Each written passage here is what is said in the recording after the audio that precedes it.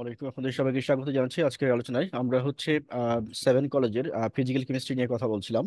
তো ফিজিক্যাল কেমিস্ট্রির আমরা পুরো যে বইটা আপনাদের 7 কলেজের যে সিলেবাস, সেই সিলেবাসের উপরে পুরো ভিডিও বুকটা আমাদের রেডি করা আছে। এবং যে কেউ যে কোনো সময়, এবং মূলত হচ্ছে 7 কলেজের প্রথম বর্ষ থেকে মাস্টার্স পর্যন্ত সবগুলো পেপারই আমাদের ভিডিও রেকর্ডেড ক্লাস রয়েছে। এবং যারা লাইভ ক্লাসে পার্টিসিপেট করছেন তাদের শুধু আমরা সপ্তাহে 3 দিন লাইভ ক্লাস বা 4 দিন বা 5 দিন লাইভ ক্লাস নিয়ে থাকি। আর বাদ বাকিগুলো রেকর্ড ক্লাস, যারা ভিডিও বুক নেবেন তারা রেকর্ড ক্লাস থেকে ওখান থেকে সলভ করতে পারবেন। আর হচ্ছে যে প্রতি সপ্তাহে একটা করে লাইভ ক্লাস করতে হবে। আর যে রুলস রেগুলেশন রয়েছে সেগুলো মেনে পড়বেন, যাতে করে আমরা আপনাদেরকে সার্বিকভাবে সহায়তা করতে পারি। তো আজকের যে আলোচনাটা, সেটি হচ্ছে মূলত গতিশক্তি ও স্থিতিশক্তি ব্যাখ্যা করো। এটি হচ্ছে যে কোশ্চিন, এবং এটা 2020 সালে একবার আসছিল, এবং এর আগেও আসছে। সো কোশ্চিনটা খুবই ইম্পর্টেন্ট। যে আমরা যেটা আলোচনা করব সেটি হচ্ছে আহ, আহ, প্রথম চ্যাপ্টার আর কি, পদার্থের অবস্থা, স্টেট অফ ম্যাটার থেকে। আর স্টেট অফ ম্যাটারের যে বেসিক ক্লাসগুলো, সেই ক্লাসগুলো কিন্তু আমরা এর আগে আলোচনা করছি, আগের ক্লাসগুলোতে রয়েছে। তো ওইখানে আপনারা হচ্ছে যে বেসিক জিনিসগুলো পেয়ে যাবেন, মানে পুরো স্টেট অফ ম্যাটার সম্পর্কে একদম পুরো বেসিক, একদম জিরো টু প্রো লেভেল আমরা একদম ডিটেলস ডিসকাশন করে দেওয়া আছে as per syllabus. So I hope যে এটা আপনাকে হেল্প করবে।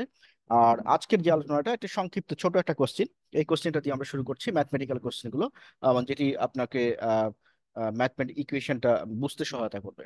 বেসিক্যালি এই আলোচনাটা হচ্ছে যে আমাদের এই যে ম্যাথের যে ইকুয়েশন গুলো রয়েছে, সেই ইকুয়েশন গুলোকে আমরা কিভাবে সলভ করতে পারি ইজিলি, সেটি সম্পর্কে জানার জন্যই আজকের এই আলোচনাটা। তো আশা করছি যে এটা আমরা হেল্পফুল হবে। আমরা চলে যাচ্ছি হচ্ছে আমাদের আলোচনায়। তো প্রথমে আলোচনায় গেলেই আপনি দেখতে পাচ্ছেন যে আমরা ডিজিটাল বোর্ড ইউজ করব। সো এটি আমরা হোয়াইট কালার ইউজ করছি। যদি কারোর কোনো প্রবলেম হয় সেটা আমাকে ইনবক্স জানাবেন, যাতে করে আমি আপনাদেরকে সহায়তা করতে পারি। কোশ্চিনটা আমি আবার বলছি, কোশ্চিনটা হচ্ছে গতিশক্তি স্থিতিশক্তি ব্যাখ্যা করো। আমরা সাধারণত যেটা ক্লাস করার সময়, লাইভ ক্লাস করার সময় যেটা করি, সেটা হচ্ছে পিডিএফ নোট, যেটা বা হ্যান্ড নোট রয়েছে আমাদের, সেই হ্যান্ড নোট থেকে সামনে ওপেন করে সেটি থেকে লাইন বাই লাইন আপনাদেরকে বুঝে দেওয়া হয়। তো আজকের আলোচনাটা একটি ব্যতিক্রমী, যাতে করে আপনারা ডিজিটাল বোর্ড সম্পর্কে আমাদের ধারণাটা পান সেটি দেবো। তো গতিশক্তি স্থিতিশক্তি ব্যাখ্যা করো, এখানে বেসিক্যালি কোশ্চিনটা হচ্ছে গতিশক্তি, গতি শক্তি, আর একটা হচ্ছে ও স্থিতিশক্তি। কোশ্চিনটা খুবই খুবই ইম্পর্টেন্ট, হ্যাঁ, খুবই ইম্পর্টেন্ট। স্থিতিশক্তি, এটা কি? আলোচনা করো। হুম, আলোচনা, আলোচনা, আলোচনা করো, এটি হচ্ছে আমাদের কোশ্চিন। আচ্ছা, এখন হচ্ছে যে অণুর গতিশক্তি, আমি কিন্তু বেসিক আগে পড়াইছি, সুতরাং বেসিকে আমি যাচ্ছি না। হ্যাঁ, আমি জাস্ট সমাধানটা করব। তো গতিশক্তি, অণুর গতিশক্তি হচ্ছে গ্যাসের অণুসমূহ 0 ডিগ্রি তাপমাত্রার ঊর্ধ্বে যে কোনো তাপমাত্রায় মুভমেন্ট করে। মানে কিরকম করে? ভাইব্রেশন করে, ভাইব্রেশন দেয়। যে কোনো অণু 0 ডিগ্রি টেম্পারেচারের উপরের যে কোনো তাপমাত্রায়, এটা মনে রাখেন, 0 ডিগ্রি টেম্পারেচারের উপরের যে কোনো তাপমাত্রায় মলিকিউল গুলো কি করে? ভাইব্রেট করে। সো এটা একটা ইম্পর্টেন্ট ইস্যু। আরটা হচ্ছে ফলে অণুগুলো এক ধরনের গতিশক্তি লাভ করে। এখন যখন কোনো একটা পার্টিকেল, অনবরত ভাইব্রেট করবে, সেই ভাইব্রেশন জনিত এক ধরনের এনার্জি তারা গেইন করে, যেটাকে আমরা বলি অণুর গতিশক্তি। তাহলে নিশ্চয়ই গতিশক্তি সম্পর্কে ধারণা হলো, তাই না? এটা গতিশক্তিটা কখন প্রযোজ্য হয়? তা নিশ্চয়ই এই আলোচনা থেকে বুঝতে পারছেন, গতিশক্তি কিন্তু 0 ডিগ্রি টেম্পারেচারের নিচে গতিশক্তির এক্সিস্টেন্স জিরো ধরে না হয়। সো অলওয়েজ গতিশক্তি যখন আপনি চিন্তা করছেন, তখন এটা অবশ্যই 0 ডিগ্রি সেন্টিগ্রেড টেম্পারেচারের উপরে চিন্তা করতে হবে। তাহলে প্রতি একক অণুর গতিশক্তিকে আমরা কিভাবে ডিনোট করি? গতিশক্তিকে আমরা প্রতি একক ইউনিট অনুশক্তি, তাহলে ইউনিট গতিশক্তি, ইউনিট কাইনেটিক এনার্জি, হ্যাঁ, প্রতি একক অণুর গতিশক্তি, এটাকে আমরা বলি হাফ, হাফ কি বলি? M C square. এখানে আমরা 1 নম্বর সমীকরণ ধরেন। তো এই 1 নম্বর সমীকরণ, এটা এম আর সিটা কি? এমটা হচ্ছে মাস অফ দা সাবস্টেন্স, আর সি হচ্ছে ভেলোসিটি অফ লাইট। ওকে, তাহলে এন সংখ্যক অণুর ক্ষেত্রে কি হবে? এন সংখ্যক অণুর ক্ষেত্রে, তাহলে এটা যদি একক হয়, তাহলে অতএব N K dot E, N সংখ্যক অণুর ক্ষেত্রে এটা দাঁড়াবে এসে কি দাঁড়াবে? Half, half M N C square. এটা হচ্ছে 2 নম্বর।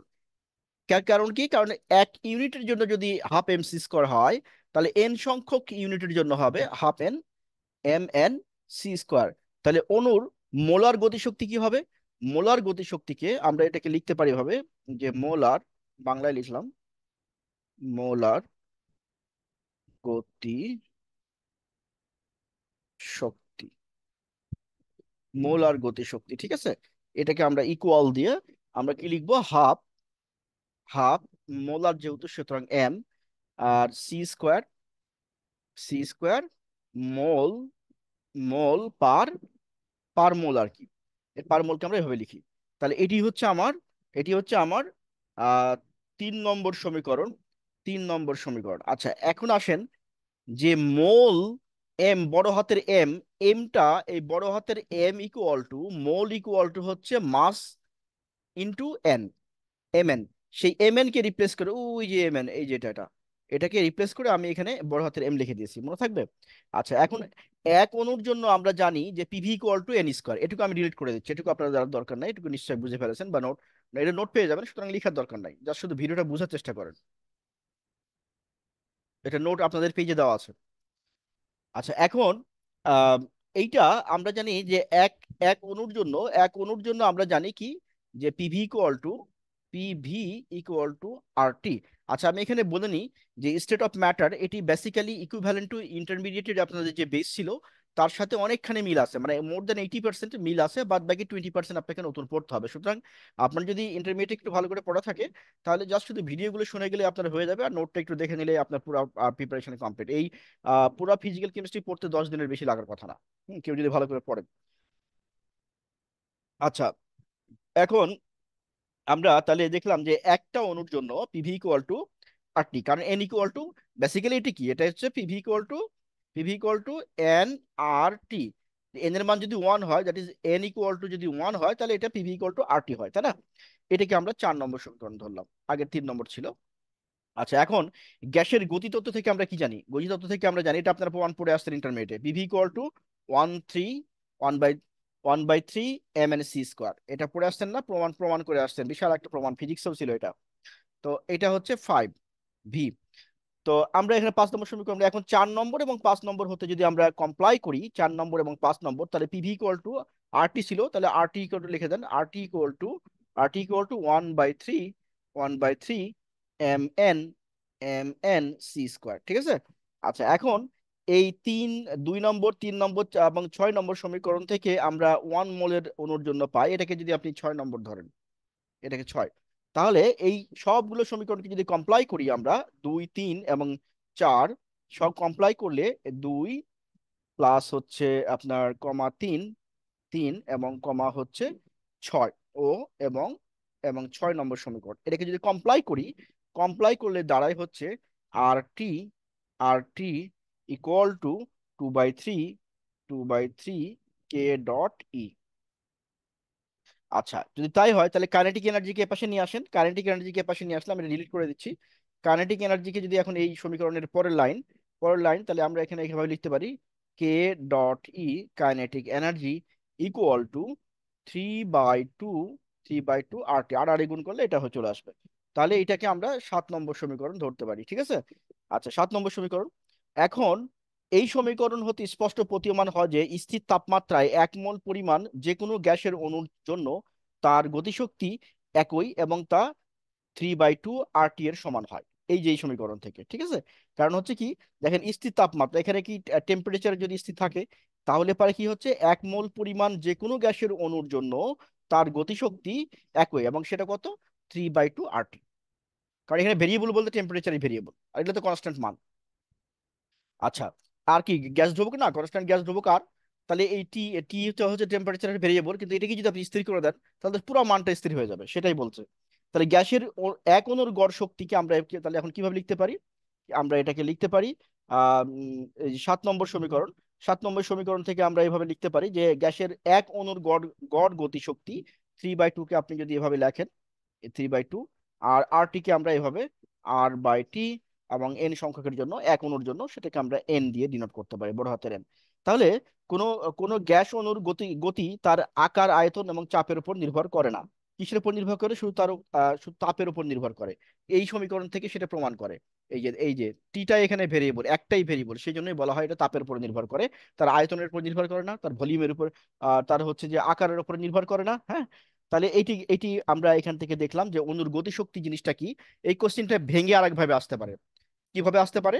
বলতে পারে যে আহ, উম, আহ, অণুর গতিশক্তি বলতে কি বুঝো, কাইনেটিক এনার্জি বলতে কি বুঝো, কাইনেটিক এনার্জির সমীকরণ প্রতিপাদন করো। কোশ্চিনটা আরেক ভাবে আসতে পারে, বলতে পারে প্রমাণ করো যে প্রমাণ করো যে আহ, এক অণুর গড় গতিশক্তি ইকুয়াল টু 3/2 RT N। বুঝতে পারছেন কোশ্চিনটা? এই কোশ্চিনটা আপনাদের পেজে আরো কত ভাবে আসতে পারে সেটা কিন্তু লিখে দেওয়া আছে।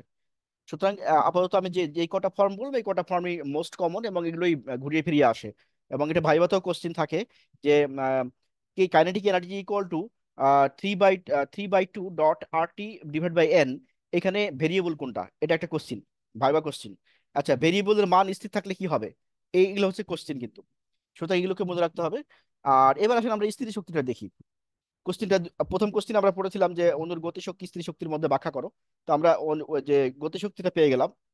এটা একদম পুরোটা একদম খুব দু তিনবার করে লিখে আপনার একদম পুরো কভার করে ফেলতে হবে। এবং এটা খুব ইজি, আপনার 2-3 বার হাতে লিখলেই পুরোটা কিন্তু কমপ্লিট হয়ে যাবে, এটা নিয়ে কোনো প্রবলেম থাকবে না।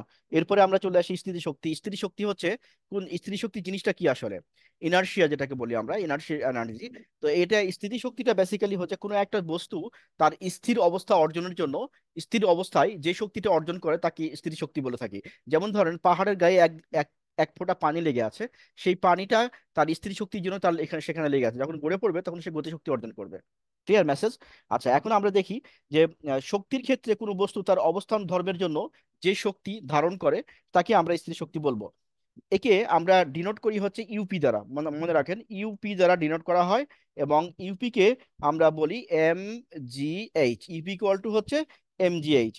এখন হচ্ছে যে এটাকে আমরা বিভিন্ন ভাবে, যেমন কোনো বস্তুর ভর যদি এম হয়, ভূপৃষ্ঠ থেকে তার উচ্চতা যদি এইচ হয়, অভিকর্ষণ ত্বরণ যদি জি হয়, তাহলে বস্তুটি স্থিতিজনিত কারণে যে শক্তি ধারণ করবে তার পরিমাণ হবে MgH। UP equal to MgH। বুঝে গেল? তাহলে এই এটাই হলো স্থিতি শক্তি। তাহলে আমরা যদি সিম্পলি এবার সামারাইজ করি কোশ্চিনটাকে, কোশ্চিনটা ছিল যে গতিশক্তি স্থিতিশক্তির মধ্যে ব্যাখ্যা করো, পার্থক্য মানে গতিশক্তি স্থিতিশক্তি ব্যাখ্যা করো, গতিশক্তি স্থিতিশক্তির মধ্যে সমীকরণ প্রতিপাদন করো, প্রমাণ করো যে প্রমাণ করো যে এক অণুর গড় গতিশক্তি ইকুয়াল টু 3/2 ডট RT/N। অথবা এই কটা হচ্ছে ব্রড কোশ্চেন, অথবা টিকা লিখো অণুর গতিশক্তি। স্থির শক্তি কিন্তু ঠিক আসে না, গতিশক্তি ঠিক আসবে। আচ্ছা, এবার আমরা যদি আরেকটা জিনিস শিখলাম এখান থেকে, আলোচনা থেকে, সেটি হচ্ছে গতিশক্তি বলতে আমরা কি বুঝি, কোনো বস্তুর গতির জন্য যে শক্তি অর্জন করে গতিশক্তি, এবং এটাকে একটা ম্যাথমেটিক্যাল, ফিজিক্যাল কেমিস্ট্রিতে ম্যাথমেটিক্যাল একটা ইকুয়েশন দ্বারা আমরা একটু প্রমাণ করতে পারি। আর লাস্টলি আসে হচ্ছে প্রমাণে যে 3/2 / RT/N। ঠিক আছে? আরটা হচ্ছে যে স্থির শক্তি কি? স্থির শক্তি হলো কোনো বস্তু তার স্থির অবস্থার জন্য যে শক্তি অর্জন করে তাকে আমরা স্থির শক্তি বলি। এটাকে আমরা ইপি দ্বারা ডিনোট করি। আর এটাকে আমরা যদি ধরে নিই কোনো বস্তুর ভর এম আর অভিকর্ষ ত্বরণ জি এবং উচ্চতা যদি এইচ হয়, তাহলে সেই বস্তুর স্থির শক্তি হবে MgH। এবং এটাকে আমরা একটা উদাহরণ দিয়েও ব্যাখ্যা করতে পারি। এই হলো মোট কথা এই কোশ্চিনটার, যে গতিশক্তি এবং স্থিতিশক্তির মধ্যে পার্থক্য লিখো, বা এর মধ্যে এর ব্যাখ্যা করো, অথবা এর সমীকরণ প্রতিপাদন করো, এবং অথবা এর মধ্যে অন্তর্নিহিত রিলেশনটা এস্টাবলিশ করো। কোশ্চিন যে কোনো ভাবে হতে পারে, বাট জিনিস কিন্তু একই। আপনাকে মনে রাখতে হবে ফিজিক্যাল কেমিস্ট্রি এরকম অনেক জিনিস আছে, ক্রিটিক্যাল এবং ট্রিকি জিনিস আছে, যে জিনিসগুলোকে একটু ঘুরিয়ে দিলে আপনি যদি ঠিক মতো বেসিক না ক্লিয়ার থাকে তাহলে কিন্তু এটাকে অ্যান্সার করা খুব কঠিন হয়ে যাবে। সুতরাং প্রতিটা জিনিস খুব সুন্দর করে পড়তে হবে। এবং এটা এমন একটা চ্যাপ্টার, পদার্থের অবস্থা, এটা ন্যাশনাল ইউনিভার্সিটিতে আছে, 7 কলেজেও আছে, এবং এটা এমন একটা চ্যাপ্টার এখান থেকে কোশ্চিন থাকবেই থাকবেই থাকবেই। সুতরাং এই চ্যাপ্টারটা ভালো করে পড়তে হবে। আশা করছি বুঝতে পেরেছেন। আমরা এইখানে আজকের ভিডিওটা এখানে শেষ করছি। আমরা নেক্সট লেকচারে আমরা পরের কোশ্চেনে যাব। এবং আমরা অবশ্যই 22 বছরের কোশ্চেনের সলিউশন করব। এবং হচ্ছে যে আপনাদের সিলেবাস অনুযায়ী যে যে কটা টপিক্স আছে সেই টপিক্সকে একদম ফুললি কভার করব, যাতে করে আপনি যদি নিজেকে মনে করেন যে কেমিস্ট্রি একদম আপনি ফিজিক্যাল কেমিস্ট্রি কিছুই জানেন না, কিন্তু যদি ক্লাসগুলো ঠিক মতো করেন তাহলে ফিজিক্যাল কেমিস্ট্রিতে আপনি অ্যাডভান্স থেকে প্রো লেভেলে চলে যাবেন। এবং ফিজিক্যাল কেমিস্ট্রিতে কমন পাওয়া খুব ইজি, এবং পরীক্ষায় লিখে আসাটা একটু কঠিন। লিখে আসার জন্য ধারাবাহিক প্র্যাকটিস দরকার, এবং এর জন্য কিছু ট্রিক্স আছে, সেগুলো আমি আপনাদেরকে বলে দেবো, যে যে কারণে যেভাবে প্র্যাকটিসটা করলে আপনারা এটা লিখে আসতে পারবেন। আশা করছি বুঝতে পেরেছেন। আমরা তাহলে এখানে আলোচনাটা এখানে শেষ করছি।